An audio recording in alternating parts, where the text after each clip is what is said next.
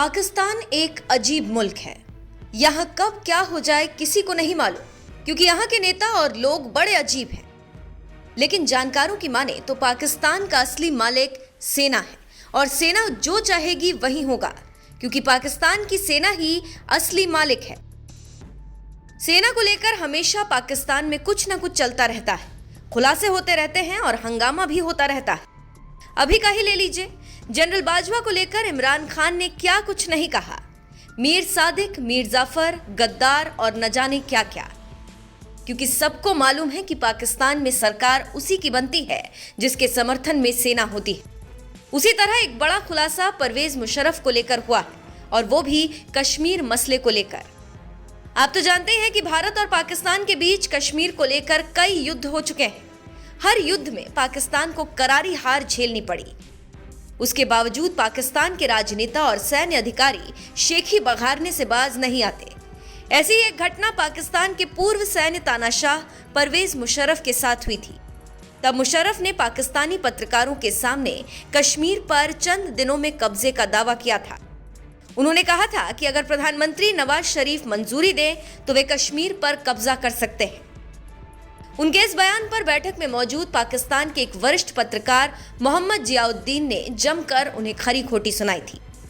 परवेज मुशर्रफ उनके जवाब से इतना गुस्सा हुए कि उन्होंने बाद में जियाउद्दीन से कभी बात नहीं की, और इस बात का खुलासा पाक के नामी पत्रकार हामिद मीर ने किया है। हामिद मीर ने कहा है कि मोहम्मद जियाउद्दीन ऐसे पत्रकार थे जो शासन से हमेशा तीखे सवाल पूछा करते थे। उन्होंने एक बार बेनजीर भुट्टो से इतना तीखा सवाल पूछा कि वो गुस्सा हो गई थी। ऐसा ही एक वाकया नवाज शरीफ के साथ भी हुआ था। तब नवाज शरीफ ने गुस्से का इजहार तो नहीं किया, लेकिन उनका चेहरा गुस्से से लाल जरूर हो गया था। हामिद मीर ने एक घटना को याद करते हुए कहा कि रमजान का महीना था, तब नवाज शरीफ प्रधानमंत्री थे और general Pervez Musharraf army chief. उस समय आर्मी चीफ ने इफ्तार पर कुछ पत्रकारों को बुलाया।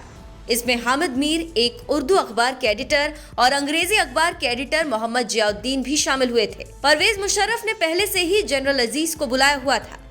उन्होंने दीवार पर एक नक्शा लगाया हुआ था। जनरल अजीज और जनरल परवेज मुशर्रफ ने ब्रीफिंग देनी शुरू कर दी।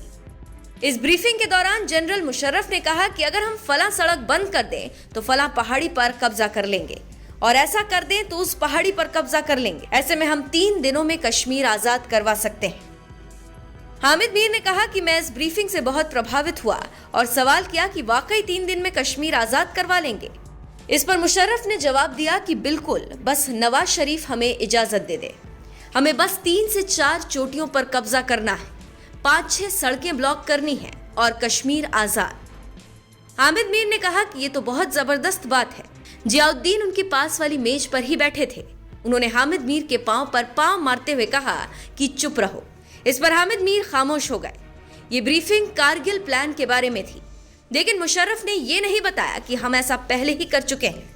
मुशर्रफ ने हामिद मीर की बेचैनी को देखकर पूछा कि क्या ख्याल है आपका। इस पर हामिद मीर ने कहा ठीक है।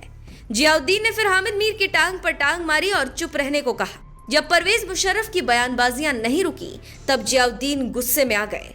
उन्होंने मुशर्रफ से कहा कि आप पाकिस्तान की कौम को तो फतह कर सकते हैं, लेकिन कश्मीर को फतह नहीं कर सकते।